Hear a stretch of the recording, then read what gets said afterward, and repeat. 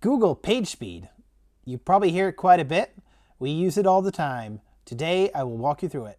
This is Google PageSpeed Insights. Let's check out how Bing.com ranks. We click on Analyze.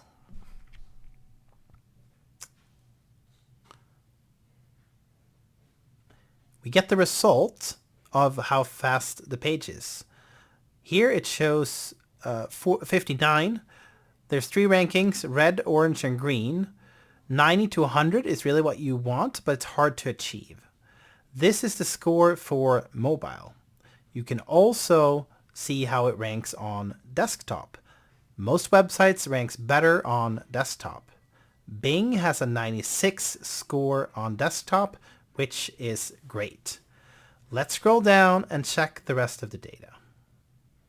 The tool also shows how you can make improvements. Thank you for listening. Please subscribe to our channel to get the latest updates.